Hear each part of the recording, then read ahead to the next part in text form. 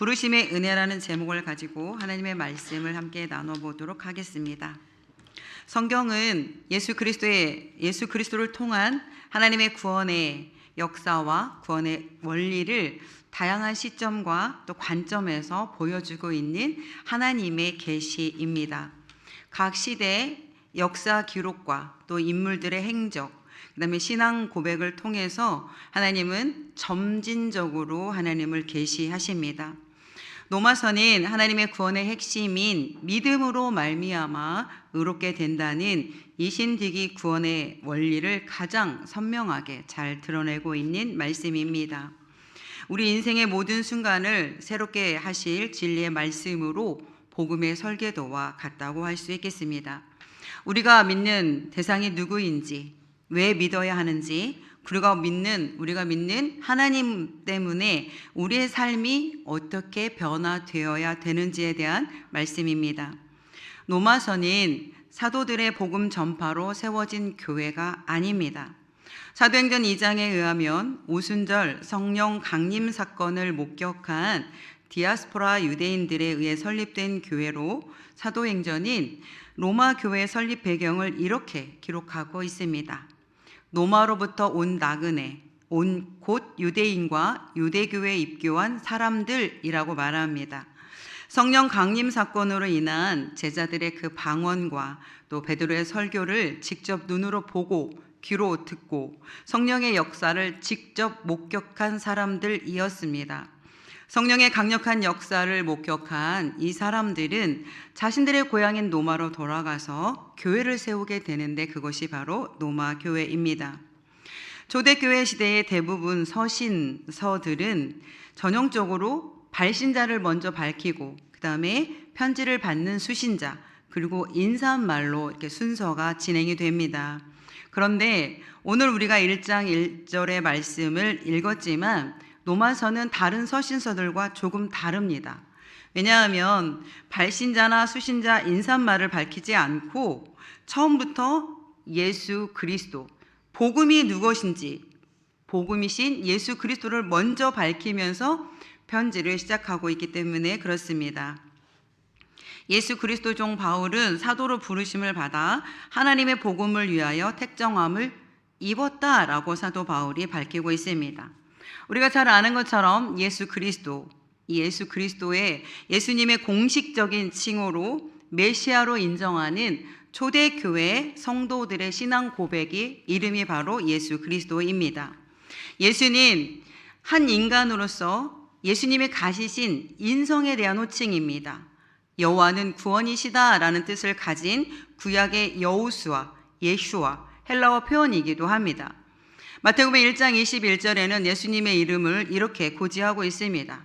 아들을 낳으리니 그의 이름을 예수라 하라. 그가 자기 백성을 죄에서 구원할 자이다 라고 가브리엘 천사가 알려줍니다. 예수라는 이름에서 알 수 있듯이 예수님은 구원의 사명을 가지고 이 땅에 오신 성육신하신 하나님 자신입니다. 또한 그리스도는 히브리어로 메시아와 같은 동일한 단어로 기름 부음을 받은 자라는 하나님의 신성을 가진 예수님의 호칭입니다. 구약시대에서 기름 부음을 받는 사람은 제사장과 왕과 선지자입니다. 예수님을 메시아 또는 그리스도라고 부르는 것은 예수 그리스도께서 제사장 또 왕, 선지자의 세 직분을 모두 가지시고 완성하신 분이기 때문에 붙여진 이름입니다. 예수님은 다윗의 왕으로 육체를 입고 이 땅에 오신 다윗의 후손으로 오신 유대인의 왕이십니다. 또한 선지자로 하나님의 뜻과 계시에 의해 유대 종교 지도자들의 외식과 불의에 대해서 하나님의 말씀으로 그들을 책망하셨습니다. 또한 제사장으로 거룩하신 하나님과 인간 사이의 중보자의 역할을 감당하셨어요. 중보자이신 예수님에 대해서 사도 바울은 하나님은 한 분이시오 또 하나님과 사람 사이의 중보자도 한 분이시니 곧 사람이신 예수라. 네, 그렇게 디모데전서 2장 5절에 사도 바울은 예수님에 대해서 이렇게 밝히고 있습니다. 그렇기 때문에 예수님은 참 인간이시면서 신성을 가지신 하나님 자신이시지요. 사도 바울은 복음이신 예수 그리스도가 너무나 중요하기 때문에 다른 서신서들과 달리 문안 인사나 축복의 문안이 아닌 예수 그리스도의 복음을 먼저 선포하고 1절을 시작하고 있는 것입니다. 오늘 제목이 부르심의 은혜입니다. 부르심의 은혜가 나타날 때 나타나는 현상을 오늘 사도 바울이 기록한 1절의 말씀을 가지고 하나님의 말씀을 은혜로 나눠보도록 하겠습니다. 1장 1절에 보면 예수 그리스도의 종 바울은 이렇게 부릅니다. 예수 그리스도의 종 바울은. 그러니까 예수 그리스도를 믿고 하나님의 자녀로 부르심을 받은 성도는 정체성이 바뀝니다. 과거에 나는 죽고 예수로 새로 태어난 새 사람이 되어야 한다는 말이기도 합니다. 나는 이제 예수님과 한 팀이 되었다라는 분명한 자기 정체성이 나타나야 된다는 말입니다. 예수님을 따르는 우리의 삶의 방식과 가치관이 세상을 살아가는 방식과 달라져야 한다는 이야기가 됩니다. 세상 사람들이 예수 믿는 저를 봤을 때, 예수 믿는 이 자리에 있는 여러분들을 봤을 때 딱 예수쟁이다, 이걸 알게끔 우리의 말과 행동이 달라져야 된다는 겁니다. 작은 것부터 시작하면 됩니다. 말 한마디가 천냥빚을 갚는다는 우리나라의 옛 속담이 있습니다. 그만큼 말이 중요하다는 이야기죠. 요즘은 너무 개인주의 성향이 강하고 이기주의가 강하다 보니 말을 예쁘게 하는 사람이 많지 않습니다. 특별히 마트나 식당이나 카페나 이런 데 가보시면 아실 거예요. 너무나 많이 체감을 하는데 그 단순한 한마디, 감사합니다, 고맙습니다, 수고가 많습니다, 이런 작은 한마디를 건네는 분들이 많지 않습니다. 카페에서 알바하는 어린 학생들을 보면 마치 종 취급하듯이 반말하면서 우리는 그렇게 하면 안 된다는 거예요. 올해 우리 교회 표가 뭐죠? 작은 변화, 부흥의 시작입니다. 목사님이 이 예지력이 너무 뛰어나신 것 같아요. 그러니까 우리는 내가 예수 그리스도에 속한 자라면 나의 정체성이 바뀌어서 나는 예수님 팀이다, 나는 예수님 짤이다, 나는 예수쟁이다 라고 하려면 나의 말과 행동이 변화돼야 되는데, 목사님 계속 강조하시는 것처럼 어느 날 갑자기 제가 그렇게 짜잔 이렇게 변하지 않는다는 거예요. 작은 것에서부터 변화되면 됩니다. 지금 할 수 있는 작은 것에서부터 우리가 변화를 일으키면 됩니다.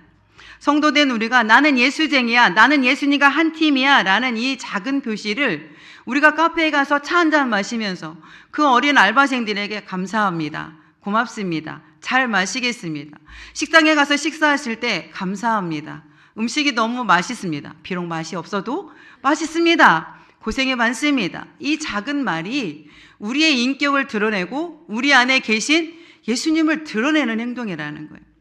사도 바울은 하나님께서 자신을 왜 부르셨는지에 대해서 은혜를 아는 사람입니다.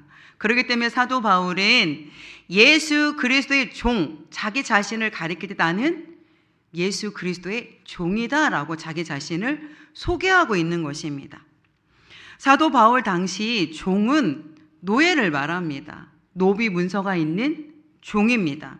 사도 바울 자신은 예수 그리스도의 종으로서 자신의 소유권이 예수 그리스도께 있다는 것을 고백하고 있는 표현입니다. 자신뿐만 아니라 지금 편지를 받고 있는 로마 교회 성도들을 향하여서도 너희들이 예수 그리스도 안에 속한 성도가 되었다라고 6절에 말씀하고 있습니다. 너희도 그들 중에서 예수 그리스도의 것으로 부르심을 받은 자니라 이렇게 말합니다. 로마 교회 성도들 역시 예수 그리스도의 것으로 부르심을 받았기 때문에 너희의 소유권은 예수 그리스도께 있다라고 선포하고 있는 것입니다. 저와 여러분도 마찬가지입니다. 우리의 소유권은 제 것이 아닌 하나님께 있음을 기억하시기 바랍니다. 왜 그렇습니까? 예수님이 저를 위해서 십자가에 죽으시고 피값으로 저와 여러분을 사셨기 때문에 그렇습니다. 예수님이 죄값을 대신 치러 주셨기 때문에 저의 생명의 소유권이 하나님께 있는 거예요. 죄가 아니라는 거예요. 사도 바울은 지금 그 이야기를 분명하게 하고 있습니다. 구원의 은혜를 받은 사람은 예수님 때문에 인생과 가치관이 바뀌어야 한다라고 말하고 있습니다. 그렇기 때문에 사도 바울은 빌립보서 1장을 통해서 살든지 죽든지 내 몸에서 그리스도가 존귀하게 되길 원한다라고 고백하면서 죽는 것도 유익하다라고 고백하는 것입니다. 사도 바울을 보십시오. 자신이 예수 그리스도의 종이 되기 때문에 죄와 사망의 종에서 생명과 은혜의 종이 되었다라고 지금 고백하고 있습니다. 그러나 사도 바울은 예수님을 알기 전 예수님이 누군지도 몰랐던 사람입니다. 예수님께 생명이 있는 줄도 몰랐던 사람입니다. 예수님 안에 속해야 영원한 생명을 얻는다는 것도 몰랐던 사람입니다. 그런 사도 바울에게 생명의 주인 되신 예수 그리스도께서 찾아오셨어요. 또한 모든 인류를 위해서 찾아오셨습니다. 저와 여러분을 살리신 것이지요. 십자가에서 저와 여러분을 위해 피를 값으로 지불하셨습니다. 사도 바울은 자신이 가진 죄와 죽음을 위해 피값을 대신 치르신 예수님의 은혜를 깨달았기 때문에 자기 자신을 종이라고 부르고 있는 것입니다. 자신을 위해서 생명을 내어주신 예수님을 위해서 사도 바울은 이제 나는 예수님 자리가 되어 예수님과 한 팀이 되어 예수 그리스도의 종이 되어 예수 그리스도를 전하는, 예수에게 생명이 있는, 소유권이 있는 오직 예수 그리스도를 주인 삼아 그 종으로 살겠습니다라고 자신의 정체성, 자신의 신분이 바뀌었음을 고백하고 있는 것입니다. 오늘 저와 여러분에게도 이러한 고백이 있기를 소망합니다. 부르심을 입은 사람에게 나타나는 두 번째 현상은요, 사명을 깨닫게 됩니다. 1절 보면 사도 바울은 예수 그리스도의 종 사울은 사도로 부르심을 받아. 사도 바울은 자신이 예수 그리스도께 소유권이 있을 뿐만 아니라 사도로 자신을 부르신 분이 예수님이라고 지금 밝히고 있습니다. 사도 바울 당시 종들은 수십 년을 한 집에서 봉사하였어도 만약에 오늘 날짜로 다른 집으로 팔려가면 그 즉시 소유권이 바뀝니다. 만일 주인이 바뀐 종이 다른 집에 심부름을 가게 되면 그 집 주인이 오해하기 전에 나는 그 전에는 김미애가 주인이었지만 이제는 나의 소유권은 김재구에게 바뀌었습니다 라고 나의 소유권이 누군지를 분명하게 밝힌다는 거예요. 사도 바울이 자신을 예수 그리스도의 종이라고 한 고백은 이와 같은 배경에서 시작한 말입니다. 과거 예수님을 만나기 전 바울의 소속은 어디였습니까? 유대교 소속이었습니다. 율법의 아들로 율법에 속한 사람이었습니다. 학문적으로는 가말리엘 소속에 포함되어 있었고 유대 종파로는 바리새파에 속했던 사람입니다. 시민권으로는 로마에 소속된 사람이었어요. 그런 사도 바울이 예수님을 만난 후 어떻게 되었습니까? 그 모든 것들은 배설물로 버려버리고 나는 이제 예수 그리스도의 종이 되었다라고 자신을 소개하고 있는 것입니다. 당시 종의 처지는 자신이 모시고 싶은 주인을 선택할 선택권이 없습니다. 종은 철저하게 그 주권이 그 주인에게 있음을 보여주고 있는 것이지요. 사도 바울은 예수님을 만나기 전 유대 엘리트 청년으로 특권층으로 아주 촉망받던 청년이었습니다. 그런 그가 자신이 가지고 있었던 그 많은 학문과 그 많은 율법의 지식들과 로마 시민권까지 그 모든 것들을 배설물로 버려버리고 천막을 짓는 천한 직업을 택하고 오직 예수 그리스도의 복음을 전하는 사도로 나섰다라고 지금 말하고 있는 것입니다. 뿐만 아니라 사도 바울은 예수 그리스도를 증거하기 위해 복음을 전하기 위해 매를 맞고 감옥에 갇히고 줄이고 태형을 4번이나 맞고 물에 빠지기도 하고 강도의 위험과 심지어 죽음의 위험도 여러 번 겪었습니다. 그렇지만 사도 바울은 이 모든 삶이 오직 하나님과 복음이신 예수 그리스도를 위해서 기쁘게 감당하였다라고 기록하고 있는 것입니다. 사도 바울은 말이 아닌 실제로 종의 삶을 살기로 결단하며 행동으로 예수 그리스도를 따르는 종의 모습을 보여주고 있는 것입니다. 사도 바울은 자신을 사도로 부르신 것은 전적인 하나님의 부르심의 은혜다라고 말하고 있고, 자신을 부르시고 이방인의 복음을 전하게 하기 위해 자기 자신을 사도로 부르셨다는 그 사명을 깨달았습니다. 예수님을 만나기 전 사도 바울은 나는 회방자요, 핍박자요, 폭행자다라고 디모데전서 1장에 자신을 밝혔던 것처럼 외적으로 보면 사도 바울은 예수 그리스도를 전하는, 오늘날로 말하면 목사의 자격이 없습니다. 예수 그리스도를 믿는다는 이유로 그리스도인을 잡아 죽이려고 다메섹으로 혈기가 등등하여 가던 사람이었습니다. 외적으로 보면 사도 바울은 하나님의 사도의 직분을 감당할 수 없는 사람입니다. 그런데 그런 사도 바울을 누가 사도로 부르셨습니까? 하나님이십니다. 하나님이 부르셔서 사도로 임명하신 것입니다. 이 사도라는 말은 헬라어로 아포스톨텔레스라는 단어인데 보냄을 받은 자라는 뜻을 가지고 있어요. 보냄을 받은 자, 종이 심부름을 가는데 종은 그 심부름을 보낸 주인의 말만 가서 전하면 되는 것입니다. 사도 바울은 하나님께서 예수 그리스도에 관한 복음을 전하도록 보냄을 받았기 때문에 다른 무엇이 아닌 오직 예수 그리스도와 십자가와 부활을 증거하였고, 다시 오실 예수 그리스도 재림을 증거하는 삶을 살면서 나는 예수 그리스도의 종이다 라고 고백하고 있는 것입니다. 사도로 부르신 하나님께서 오늘 우리 교회에도 여러 귀한 직분자들을 부르시고 허락하시고 세우셨습니다. 우리 성도님들의 직분을 받기 위해 나름 조건을 갖추려고 애를 쓰고 또 생각하고 실제로 자격 조건을 갖추려 애쓰는 모습이 보이기도 합니다.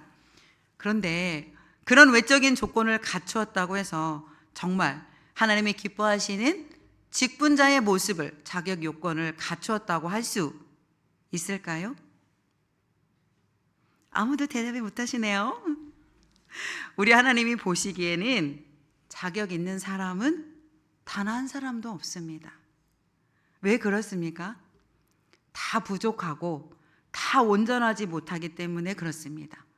모든 사람은 누구나 약점이 있고 약한 부분이 있습니다. 때로는 이 부족한 모습이 성도님들의 눈에 보일 때 어떻게 저런 사람이 교회의 장로일 수가 있어? 어떻게 저런 사람이 교회의 목사일 수가 있어?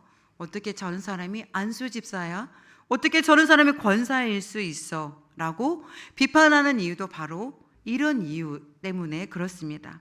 그런데 우리가 절대 잊으면 안 되는 것이 있습니다.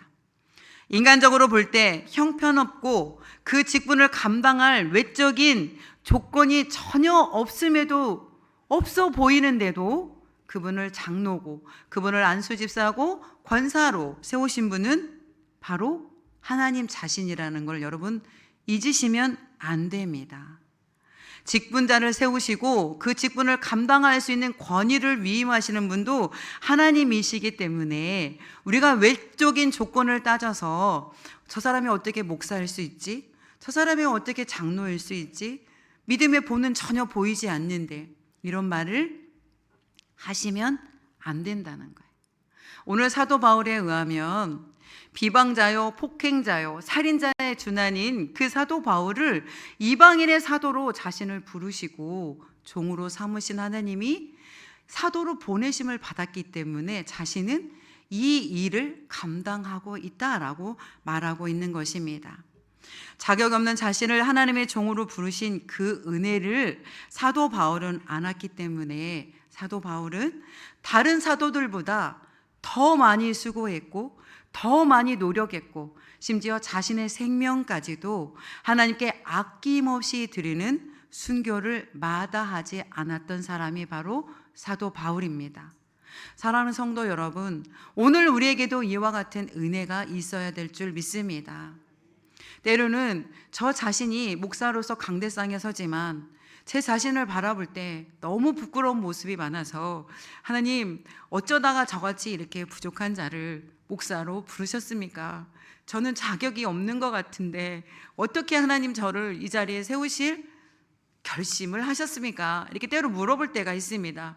그럴 때마다 제가 스스로 제 마음 깊은 곳에서부터 들려오는 음성은 네가 특별해서, 네가 뭘 잘해서가 아니고 그냥 있는 모습 그대로 주님을 사랑하는 그 마음을 보시고 하나님이 저를 부르셨다는 확신과, 제가 예수님 자리라는 거, 제가 목사로서 능력은 없고 기도의 능력도 없고 그냥 목사님이, 하나님이 세우신 이 자리에 목사로서 서 있으면서 묵묵하게 주님 오시는 그날까지 하나님이 맡기신 이 사역을 감당하겠습니다. 대신 주님, 제가 불평하지 않게 해주십시오. 감사함으로 이 목사의 직분을 잘 감당할 수 있도록 도와주십시오 라고 절로 기도가 나옵니다. 왜냐하면 제 자신이 사도 바울 못지않게 큰 죄인임을 저 자신이 알기 때문에 그렇습니다. 사도 바울은 자신이 예수 그리스도를 영접하기 전에 자기가 어떤 사람인지를 분명하게 알고 있었고, 자신은 자신을 부르신 그 하나님께 감사함으로 종의 신분으로서 기쁨으로 하나님의 사역을 감당했다는 사실을 기억하시고, 때로는 우리가 부족해도 그런 것들을 너무 마음에 연연해 하시지 마시고, 주변 사람이 뭐라 하든 주변 신경 쓰지 마시고, 나는 예수님 짤이야, 나는 예수님과 한 팀이야, 나는 예수님의 일원이야, 주님이 나를 부르셨기 때문에 당당하게 이 일을 감당해야지 라고 고백하면서 나아가시면 좋겠습니다. 하나님의 부르심을 받은 사람에게 나타나는 현상이 하나가 더 있는데, 세 번째는 하나님은 사람을 부르실 때 그냥 부르시지 않습니다. 하나님의 일을 위해서 준비시키십니다. 사도 바울도 마찬가지입니다.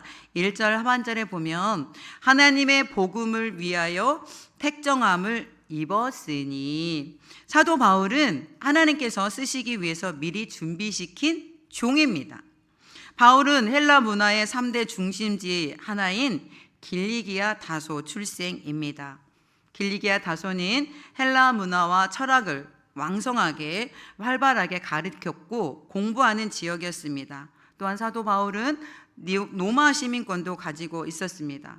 율법을 공부하기 위해서 길리기아 다소에서 예루살렘으로 유학 온 유학파입니다. 바리새인으로 율법으로는 흠이 없는 사람이다라고 자신을 밝힐 만큼 완벽한 율법주의자가 바로 사도 바울입니다. 사도 바울의 이런 뛰어난 학식과 뛰어난 문장력과 구약을 해석하는 능력은 놀랍습니다. 사도 바울이 기록한 서신서를 읽다 보면 구약을 해석함에 있어서 어떻게 이렇게 할 수 있지? 감탄을 계속 전환합니다. 그래서 천국에 가면 가장 첫 번째로 만나고 싶은 사람이 사도 바울입니다.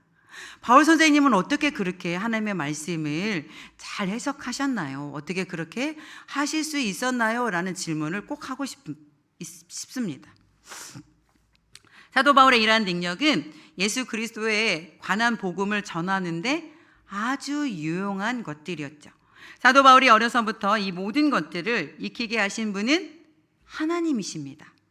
이방인을 위한 사도로 부르시기 위해 미리 준비시킨 하나님의 섭리 가운데 하나가 사도 바울을 어려서부터 율법을 가르치시고 그 당시에 철학과 수사와 언변 이런 거를 가르쳤기 때문에 하나님께서 사도 바울로 부르셨을 때, 사도로 불었을 때 사도 바울은 하나님이 맡기신 일들을 아주 잘 감당했습니다. 사도 바울이 가지고 있었던 학식과 지식을 통해서 하나님이 하신 첫 번째는 무엇이냐면 바로 성경을 기록하게 하신 것입니다. 신약 성경 27권 중에 절반인 13권이 사도 바울이 기록한 서신서입니다.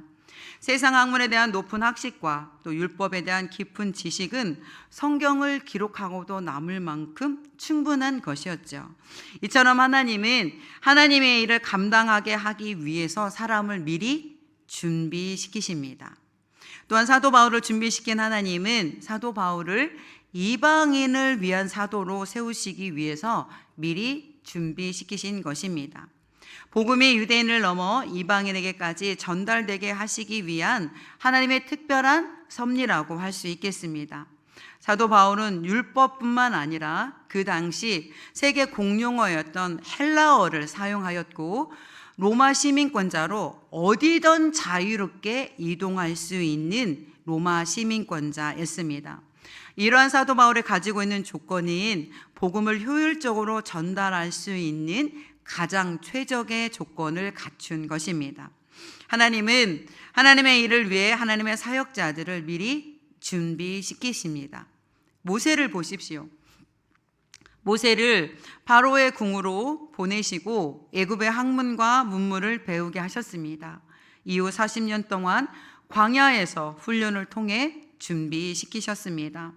때가 되었을 때 하나님은 모세를 호렙산으로 부르시고 이스라엘을 애굽에서 이끌어내는 최고 지도자로 부르셨습니다. 오늘 우리 공서부교회도 마찬가지입니다. 하나님 일을 감당시키기 위해 하나님께서는 미리 준비시키셨습니다. 교회를 섬기기 위해 여러 가지를 훈련시키신 것입니다. 예를 들면 오늘 우리 오후 청년팀이 찬양을 인도하셨는데 어떠셨나요? 너무 잘하지 않습니까? 칭찬을 아끼지 마십시오. 칭찬도 해주시고 박수도 쳐주시고 같이 호응도 해주십시오. 너무 잘합니다. 악기로 찬양으로, 또 교사는 교사대로, 찬양대는 찬양대로 각자 주신 소명대로 지금 잘 봉사하고 있습니다. 마태복음 25장에 보면 하나님은 달란트 비유를 통해서 우리에게 말씀하십니다. 다 각자에게 달란트를 주셨다는 사실이에요.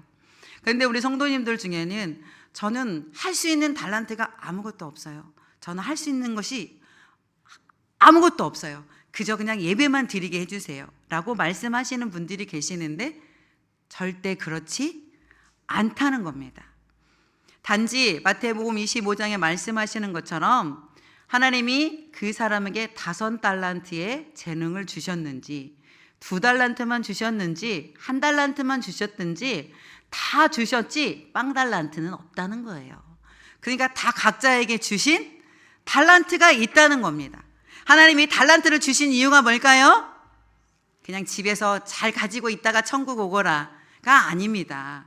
하나님이 세우신 몸된 교회를 위해서 하나님 주신 그 재능을 사용하도록 하나님 우리를 부르시고 준비시켰다는 사실을 기억하시기 바랍니다. 오늘 본문의 말씀을 통해서 말씀하시는 것은 하나님의 부르심에는 은혜가 있습니다. 은혜를 깨달은 사람은 여러분이 자신이 하나님께 속한 사람임을 인식하고 고백하게 되어 있습니다. 또한 하나님의 교회를 위해 사명을 깨닫고 순종한다는 사실을 기억하시기 바랍니다. 사명자로 부르신 하나님은 하나님 나라를 위해 우리를 준비시키시고 부르셨습니다. 그 부르심에 응답하시기 바랍니다. 나는 아무것도 할 줄 몰라. 아닙니다. 다 하실 수 있는데 난 시간이 없어. 난 하기 싫어. 나는 그냥 예배만. 안 된다는 거죠.